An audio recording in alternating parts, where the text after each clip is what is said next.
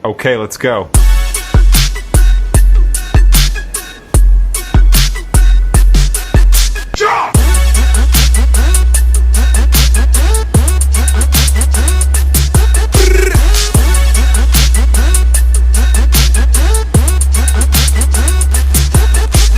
Okay, let's go.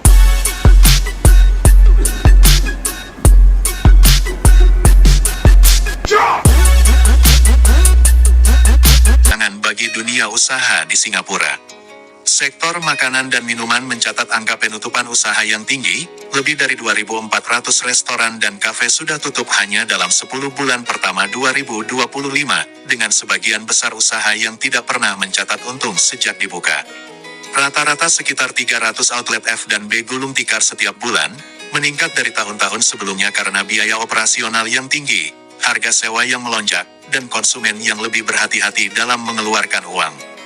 Bukan hanya bisnis kecil, beberapa nama besar juga mundur dari pasar, sementara bioskop dan toko-toko di pusat perbelanjaan menghadapi tekanan-tekanan persaingan dan perubahan perilaku belanja.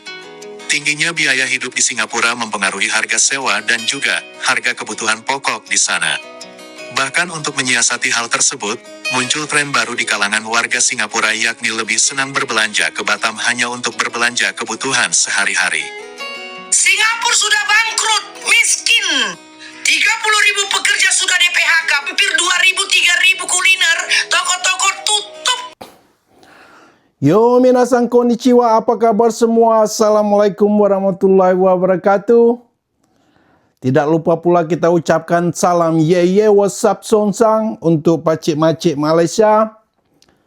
Kali ini kita akan membahas topik yang menarik yang mungkin terdengar kontroversi. Silakan pacik Malaysia tu yang channel-channel yang mereaksi saya. Mau direaksi-reaksi, ini pendapat my humble opinion, pendapat TikToker ekonom Indonesia yang ternyata lebih pintar daripada Menteri Keuangan mereka. Without further ado, topik hari ini adalah kutukan dari kenaikan ringgit, kutukan ringgit berjaya, dan judulnya dan hikmah daripada jatuhnya harga rupiah. Yes, you heard that right. Sekali lagi, judulnya kutukan dari kenaikan ringgit dan berkah dari melemahnya rupiah. Ada dua video nanti yang akan saya taruh setelah ini, baru kita reaksi. Dua video ini sebelum ringgit berjaya naik kuat kemarin itu. Yang naik kuat sekali itu adalah Singapura dolar ya. Singapura ini sekarang teruk karena terus terang sejak pemerintah Pak Prabowo itu Singapura sudah nggak bisa seenak-enaknya lagi karena mereka sangat tergantung sebenarnya dengan sumber daya alam Indonesia, dan itu sudah nggak bisa lakukan seenaknya seperti dulu lagi, dan banyak hal lagi lah sehingga terjadi krisis di sana. Harga-harga naik, banyak yang kehilangan pekerjaan, yang kelas menengah pokoknya sengsara. Jadi caranya untuk bertahan mereka adalah dengan mencoba belanja lebih murah karena harga barang di Singapura udah nggak masuk akal lagi untuk kelas-kelas menengah ke bawah ya. Jadi, sebelum ringgit ini berjaya, naik keras sekarang, itu orang Singapura belanjanya bukan ke Batam, mereka belanja ke Johor Bahru. Karena naik mobil aja mereka bisa di sana, karena waktu itu mereka masih merasa murah barang di Johor Bahru. Ringgit masih murah. Tahu-tahu setelah jadi jongosnya Amerika, banyak pengusaha-pengusaha Amerika beli ringgit. Kenapa? Karena mereka bisa usaha di Maldives gratis tanpa dipungut pajak, dan perusahaan-perusahaan mereka adalah haknya sama dengan perusahaan Bumi Putra. Itu hasil perjanjian dagang mereka kemarin, dan itu tidak bisa dibatalkan oleh Malaysia. Si Maldives ini walaupun lapor ke WTO nggak bisa. Dan Amerika, anehnya Amerika bisa membatalkan kalau mereka nggak sesuai dengan perjanjian. Jadi ibarat kata mempersilakan orang lain, Maldives ini mempersilakan orang lain datang ke warung kita, bawa barang-barangnya, jualan sesuka hati mereka, harga sesuka hati mereka. Kita hanya nonton, kita nggak punya kuasa dengan barangnya, nggak dikasih komisi, kita nggak bisa mungut pajak tempat, pajak lapak. Itulah ceritanya. Makanya naiklah ringgit ini. Dan akibat dari ringgit ini naik, dan rupiah melemah akhir ini. Jadi orang Maldives, orang Singapura merasa mahal juga belanja di Johor Bahru jadinya. Karena ringgit menguat ke Singapura dolar. Akhirnya mereka tahu di rupiah menurun, harga barang di Batam murah. Nah, inilah yang terjadi. Eksodus. Ini gila loh. Eksodus orang Malaysia ini, orang Singapura ini ke Batam. Without further ado, kita lihat dua video ini dulu. Check this out. Ini dikenal sebagai salah satu negara paling makmur di Asia. Tetapi belakangan, pemandangan tidak biasa mulai terlihat di berbagai sudut negara kota ini. Banyak toko makanan atau resto yang dulunya sangat ramai, kini tutup secara permanen. Bahkan, data resmi mencatat, terdapat lebih dari 3.000 gerai makanan dan minuman tutup sepanjang tahun 2024. Angka ini merupakan yang tertinggi dalam hampir 20 tahun terakhir, sebuah laju yang begitu mengejutkan dan belum pernah terjadi sebelumnya sejak tahun 2005. Tetapi, itu bukanlah satu-satunya masalah yang dihadapi Singapura. Sebab di saat yang bersamaan, terdapat puluhan ribu tenaga kerja yang kini tengah kehilangan mata pencahariannya. Situasi ini membuat akhir pekan di jalan menuju negara tetangga Malaysia dipadati kendaraan. Mereka bukanlah orang-orang yang hendak berlibur ke Malaysia, melainkan para warga yang berbondong menyeberang perbatasan hanya untuk berbelanja kebutuhan sehari-hari di Johor Bahru, Malaysia demi menghemat pengeluaran. Apa yang kini tengah dihadapi Singapura memang tidak seperti krisis keuangan besar yang pernah melanda Asia atau dunia di masa lampau. Krisis kali ini lebih terlihat dalam kehidupan sehari-hari warga Singapura. Toko-toko makanan yang tutup menandakan betapa bisnis lokal sedang tercekik. Para pemilik usaha kecil terpaksa gulung tikar karena biaya operasi yang kian melambung dan pelanggan yang kian sepi. Sebab di saat yang bersamaan, ribuan orang tiba-tiba kehilangan pekerjaan akibat perusahaan-perusahaan memangkas karyawan untuk bertahan. Hal ini membuat raut wajah cemas serta lelah tampak pada warga yang mengantri di pom bensin atau di pusat-pusat perbelanjaan murah. Beberapa di antaranya bahkan memilih mengisi tangki dan troli belanja di Malaysia, di mana harga-harga dianggap lebih bersahabat. Tutupnya banyak resto dan kedai makanan di Singapura sejatinya tidak lepas dari di Terminal Ferry Harbour Front, Singapura. Ini bukan hari libur nasional, hanya Jumat sore biasa di awal tahun 2026. Di depan Anda, ribuan orang mengantri, tua, muda, keluarga besar. Tapi ada satu pemandangan ganjil yang jika Anda perhatikan akan membuat Anda bertanya-tanya. Mereka semua membawa koper besar, ukuran 28 inci. Koper-koper raksasa yang biasanya kita pakai untuk perjalanan ke Eropa selama 2 minggu. Tapi, perhatikan, cara mereka mengangkat koper itu melewati gate tiket. Ringan, melayang, koper-koper itu kosong.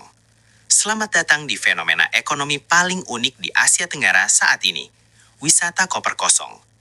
Hari ini, kita tidak akan sekedar bicara soal jalan-jalan. Kita akan membedah sebuah pergeseran tektonik. Mengapa warga Singapura, salah satu bangsa terkaya di dunia, rela menyeberangi lautan hanya untuk memborong sabun cuci, mie instan, dan popok bayi di Batam? Apa yang terjadi di tahun 2026 ini sehingga Batam bukan lagi sekedar tempat main golf bapak-bapak, tapi berubah menjadi kulkas raksasa bagi ibu rumah tangga Singapura? Dan yang lebih penting, apa harga yang harus dibayar 10 tahun lalu, 1 dolar Singapura hanya sekitar Rp9.000. Hari ini, pemegang dolar Singapura merasa seperti memiliki kekuatan super. Bayangkan Anda masuk ke sebuah toko dan tiba-tiba kasir bilang, khusus hari ini, semua barang diskon 40% plus bonus tambahan. Itulah yang dirasakan turis Singapura setiap kali kaki mereka menyentuh tanah Batam.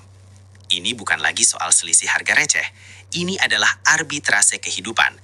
Di Singapura, inflasi biaya hidup membuat harga semangkuk mie bisa mencapai 6 hingga 8 dolar. Di Batam, dengan uang yang sama, Anda bisa memberi makan satu keluarga kecil. Jadi ketika kita melihat mereka datang berbondong-bondong, jangan anggap mereka pelit. Mereka sedang melakukan survival strategy. Kelas menengah Singapura sedang terjepit biaya hidup di negaranya sendiri. Dan Batam adalah katup pengaman ekonomi mereka. Mereka tidak datang untuk foya-foya. Mereka datang untuk bertahan hidup dengan gaya. Sekarang, mari kita ikuti jejak mereka. Kita tinggalkan pelabuhan dan masuk ke jantung keramaian. Grand Batam Mall atau Nagoya Hill. Tujuan utama mereka bukan lagi butik tas mewah. Tujuan mereka adalah basement, supermarket, khususnya gerai seperti Top 100. Apa yang mereka cari? Jika Anda mengintip isi troli mereka, Anda akan menemukan fenomena yang menarik. Mereka tidak membeli barang elektronik mahal, mereka memborong kebutuhan dasar.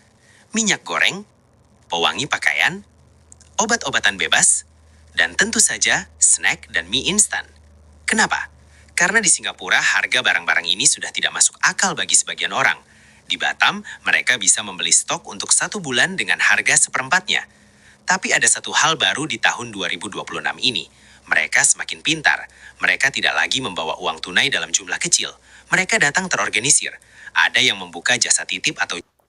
Nah, udah kita lihat tadi kan, mereka pindah dari Johor yang dulu walaupun capek ngantri, ya, mereka masih kuat-kuatkan karena barang itu masih terhitung murah. Waktu itu ringgit itu masih lemah. Setelah ringgit kuat terhadap US dollar, terhadap rupiah, terhadap Singapura dollar, jadi menjadi mahal juga harga itu menurut orang-orang Singapura. Nah, lucunya rupiah menurun. Harga rupiah di Batam jauh lebih murah. Nah, inilah yang membuat mereka pindah dari belanja ke Johor Bahru ke Batam. Dan belanjanya tadi gila-gilaan, fenomena koper kosong. Jadi orang-orang Singapura ini datang beribu-ribu berbondong-bondong setiap 30 menit, kata teman saya yang di sana, kasih informasi. Bawa koper kosong, gilanya lagi mereka bikin jasa penitipan.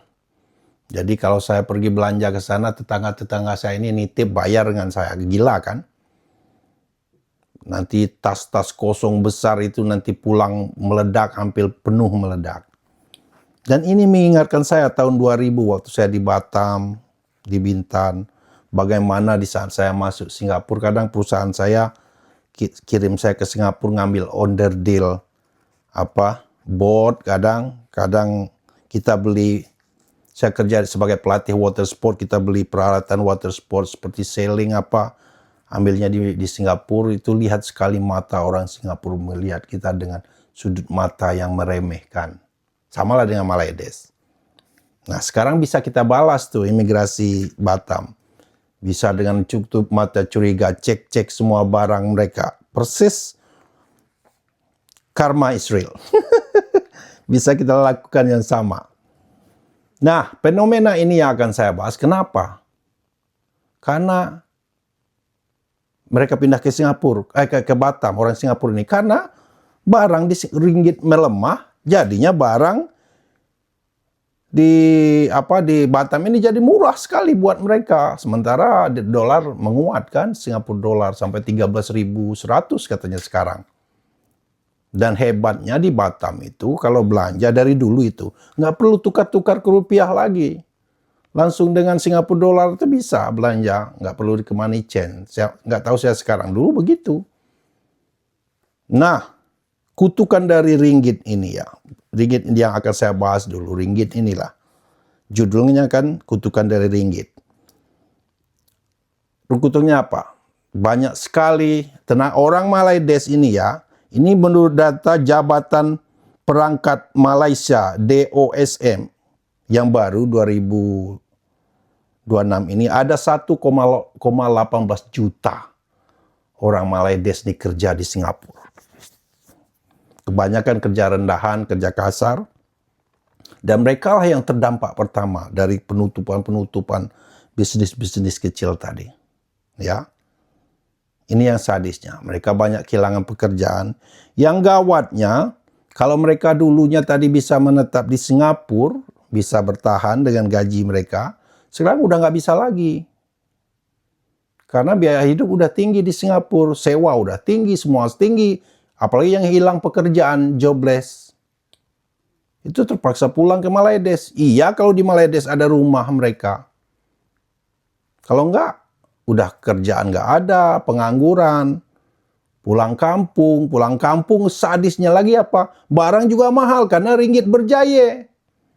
Ringgit naik itu dampaknya harga barang mahal.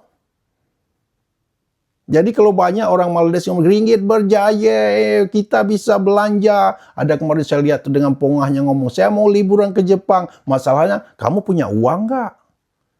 Walaupun ringgitmu berjaya, kamu punya uang nggak? Itu terlihat dari negaranya. Ringgit naik tapi beli peralatan militer nggak kuat. Malah dibekukan. Dana militernya cukup buat bayar gaji aja. Helikopter nyewa. Ya, kapal dapat hibah. Itu udah bukti negaranya sama aja lah dengan Timur Leste. Dolar berjaya, sama dengan Timur Leste sekarang senang. $1 17.000. Kau punya dolar nggak? Orang Timur Leste. Indomie itu semua hidupnya tergantung dengan Indonesia. Begitulah, jadi nggak ada arti. Justru menurut saya, kenaikan ringgit ini balak buat mereka, mudaratnya banyak sekali buat para pekerja inilah dulu. Dan Indonesia dengan melemahnya rupiah malah dapat berkah. Itu contohnya Batam. Bukan Batam aja, ada teman saya ada di Tanjung Pinang. Dia pernah jadi anggota dewan kalau nggak salah sekarang itu. Teman saya sama kerja dulunya. Ngomong, orang Malaysia itu datang ke Tanjung Pinang tuh kadang beli 5 kilo beras, beli kelapa, masukin karung katanya. Terus saya ngomong, jangan jual kelapa mentah, nanti jual kemasan aja, saya ngomong. Buat makan pagi, sarapan nasi lemak. Karena udah bisnis nasi lemak pun parah di Malaysia, nggak ada kelapa. Indonesia jangan harus jual santan kemasan, nanti ekspor. Pas tunggulah.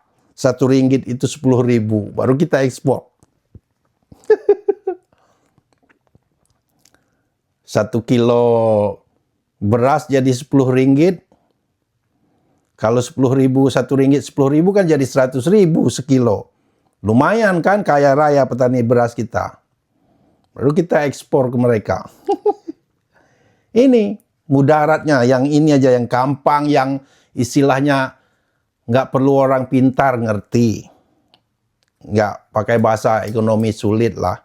Pakai logika bodoh aja. Ini mudarat ringgit aja. Jelas. Yang tadinya orang Singapura belanja ke Johor Bahru, mereka sekarang pilih Batam. Karena Johor Bahru udah mulai mahal. Di samping ribet, ngantri. Enakan ke Batam. Batam naik kapal aja nggak usah nyetir. 40-50 menit nyampai. Pakai AC, pemandangan indah, langit laut biru. Tollgate juga udah sistem antrinya udah modern. Tempat makan, restoran, kelong di lautan, bukan di gedung-gedung udah mulai menua. Dari segala angle, Batam menang. Dan Indonesia betul dari tarif. Nah, saya nanti reaksi juga video Benik ini. Surplus Indonesia sekarang, untung besar Indonesia akhir-akhir ini. Dari tarif 19% juga melemahnya rupiah itu banyak untungnya Indonesia. Karena apa? Paling orang yang menjerit yang suka beli iPhone. Saya beli iPhone di Jepang ya, saya iPhone juga. Tapi di Indonesia banyak alternatif. Ada yang Oppo, apalah, banyak sekali jenis mobile phone di Indonesia. Dan petani-petani karet, kopi, dan sebagainya, sawit, itu tersenyum. Nah, inilah yang saya sebutkan. Salah satu yang sadis ini Malaides ini nih, 1,18 juta rupanya. Orang Malaides ini dia selalu menghina, oh, rakyat kau banyak di negeri bersempah dunia. Tahu-tahu kalau di rata-rata menurut data, ya, 3 dari 100 orang Malaides itu merantau cari kehidupan. Sementara Indonesia 1 dari 250 orang Indonesia. Itu dibagi dengan total jumlah penduduk ya. Yang tidak usah dihitung yang di Australia mereka, yang di Taiwan, di mana-mana. Ini yang di Singapura aja 1,18 juta. Ini kehilangan pekerjaan, rata-rata mereka kan pekerja kasar, menengah ke bawah juga kasar.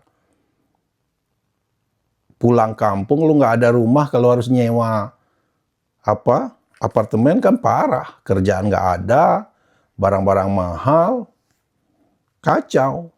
Dan lucunya ini terakhir, udah mulai ada yang nyoba nyelundupkan durian ke Batam. Nah, ini hati-hati Batam ini. Sekarang bukan mereka lagi yang nyuri-nyuri timah, nyelundup ini. Sekarang dari Malaides, Singapura, dan dari negara lain akan nyelundupkan barang ke Batam. Kenapa? Karena pasar Batam jadi tempat tujuan. Ini baru tumpuan dunia. Ya, kata PMX Malaides, tumpuan market. Nah, inilah contohnya. Kemarin saya kasih contoh, nggak ngerti. Orang Malaides malah dicemeh-cemehin saya. Gini aja lah contoh yang gampang. Sekarang, gara-gara ringgitmu mahal itu, dengan rupiah yang lemah. Durian lah. Durian apa kebanggaan? Musang King umpamanya. Malaides itu. Durianmu itu di Johor Bahru, durian yang sama dengan durian Musang King Indonesia yang dijual di Batam, itu jauh lebih murah.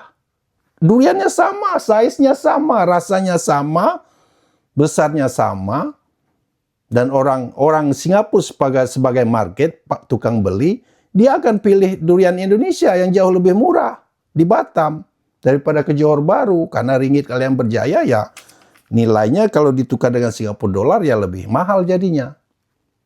Belum juga ngerti, terjun aja lah ke sumur. Ya.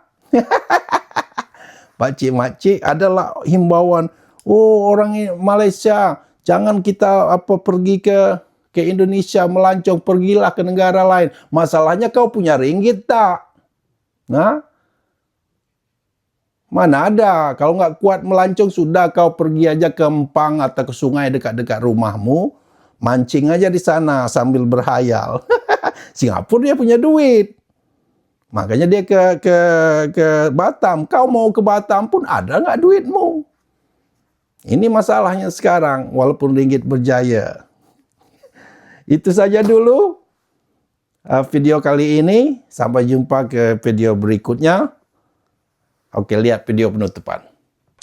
Setiap kali kaki mereka menyentuh tanah Batam. Ini bukan lagi soal selisih harga receh. Ini adalah arbitrase kehidupan. Di Singapura, inflasi biaya hidup membuat harga semangkuk mie bisa mencapai 6 hingga 8 dolar. Di Batam, dengan uang yang sama, Anda bisa memberi makan satu keluarga kecil. Jadi ketika kita melihat mereka datang berbondong-bondong, jangan anggap mereka pelit. Mereka sedang melakukan survival strategy. Kelas menengah Singapura sedang terjepit biaya hidup di negaranya sendiri. Dan Batam adalah katup pengaman ekonomi mereka. Mereka tidak datang untuk foya-foya. Mereka datang untuk bertahan hidup dengan gaya. Sekarang, mari kita ikuti jejak mereka. Kita tinggalkan pelabuhan dan masuk ke jantung keramaian, Grand Batam Mall atau Nagoya Hill. Tujuan utama mereka bukan lagi butik tas mewah. Tujuan mereka adalah basement, supermarket, khususnya gerai seperti Top 100. Apa yang mereka cari? Jika Anda mengintip isi troli mereka, Anda akan menemukan fenomena yang menarik. Mereka tidak membeli barang elektronik mahal. Mereka memborong kebutuhan dasar. Minyak goreng, pewangi pakaian, obat-obatan bebas, dan tentu saja snack dan mie instan. Kenapa? Karena di Singapura harga barang-barang ini sudah tidak masuk akal bagi sebagian orang. Di Batam, mereka bisa membeli stok untuk 1 bulan dengan harga seperempatnya. Tapi ada satu hal baru di tahun